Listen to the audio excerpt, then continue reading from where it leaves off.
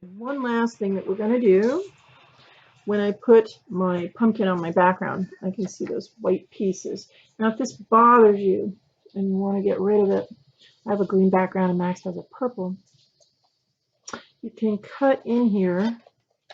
Since we're going to glue it back down, I can go ahead and cut in here and cut that white piece out. I've just got to make sure that when I glue it down, that it glues back together. So one last part that we can do, we chose our backgrounds here, and I chose a green, and Max has a purple. She's adding on some finishing touches there. And she already cut her pieces out. Since we can see these little white pieces on our pumpkins, if you don't want to have those, it's not that big of a deal to get rid of them. What you want to do is go ahead and cut. It's a little hard because it's upside down. But I want to just cut on the pumpkin line. And then I can get in there to get those white pieces out. And I don't want to cut anything else out except the white, so that when I glue it down, my piece will just match right back up. So I can go in here and cut out my white pieces if you want to do that. I'm not too worried about it because it's kind of hard to get into. So if you want to go ahead and do that, that's fine. But we're going to go ahead and finish up our project. Max went ahead and colored hers in the color of her background. So that's another way that you can do it. I could color mine in green so that I can't see it. That would be terrific. So what we want to do is arrange our pieces. And I want to have my big pumpkin in the back. So that's going to be the first thing I want to lay down on the paper, but I don't want to glue it just yet. I want to make sure that everything is on here. And I think it looks kind of neat if you let it go off the paper a little bit. It's up to you if you want to do that. So I want to go ahead and put my other pumpkin in front of it. So when I glue these down, I want to have my bigger pumpkin in the back and my smaller pumpkin in the front. I still haven't glued anything down yet because I want to make sure that I'm going to be happy where my cat is going. And I want to have my cat kind of sticking his head out. Ooh, he's peeking out from behind the big pumpkin. Maybe you want to have your cat looking in a different direction. And then I want to tuck my little tail underneath here. Maybe I'll let mine go off the paper. Now, before I've decided where that's going to be, maybe I want to try moving things around a little bit. Ooh, it'd be kind of neat if I just see a little bit of his face poking out. And he's snooping around and saying, who's in the pumpkin patch? So you can try your different positions with your cat head. And I think Max is going to go ahead and do hers where she's going to add the body onto her cat.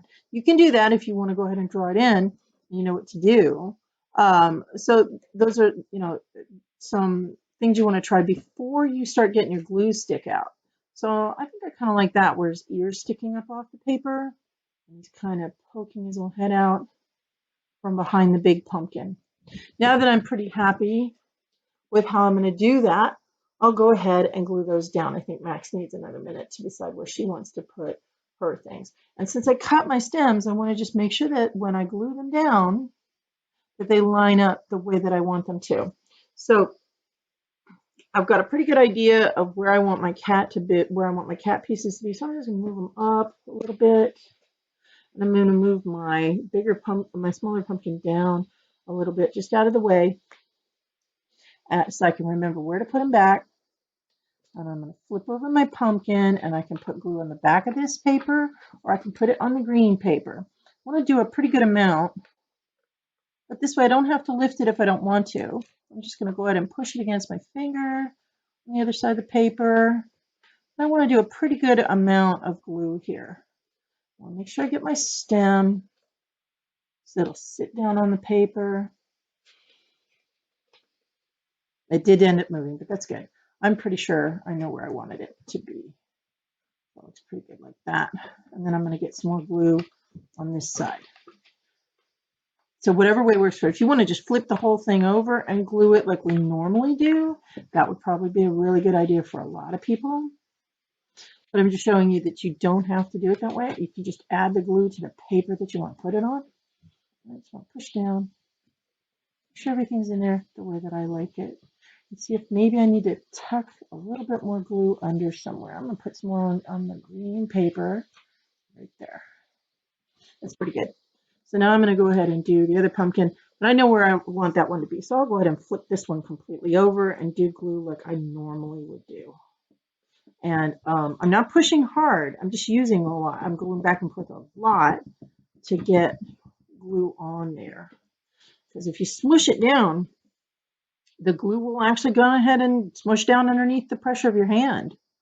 So you don't want to have a smushed up glue stick. I'm going to go ahead and add some glue on my stem here and sit it down the way that I want it. I'm just going to leave that white part alone because I've already got a green stem against green paper.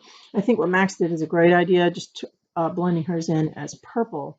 And she's still trying to figure out where she wants her cat head to be. I think she's going to go ahead and draw a body. I'm going to go ahead and put my cat head on. And I remember that I've got an ear sticking up off of the edge of the paper. So I'm just going to get a good amount on his head. And I'm going to go ahead and tuck him under my pumpkin and let his ear stick up off of the paper. And then I'm going to do the same thing with the tail. I remember that my tail needs to be tucked under there. So I'm going to put some glue on this extra tab that I saved, that extra piece. You don't have to have that.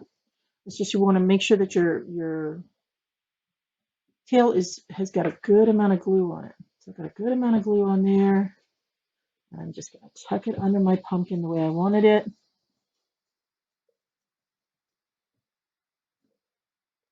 I don't want too much of his tail sticking off of the paper because I don't want it to rip out of there. And I think I'm going to put just a little bit of glue behind on the tail there so that it will stick on the paper too. I don't want it coming off. So it's kind of fun to have your pieces sort of sticking up off of the paper. You don't want to have them hanging off too far because what if his little ear gets clipped off? So you want to get them pretty close, but it's kind of neat to have something just sticking out just a little bit over the edge. So for my last part, I'm going to color my cat's eyes yellow. And I want to add those missing whiskers from my cat. My cat doesn't have whiskers on his face. So I'm going to color in the eyes yellow. And it could be yellow or green or orange, usually for most cats. And then I'm just going to add the whiskers. I won't see them on this side of the pumpkin. So I'm just going to make 1, 2, 1 in the middle, maybe 3. So we'll see Max's cat. Now what Max decided to do is to color in the body on the purple paper.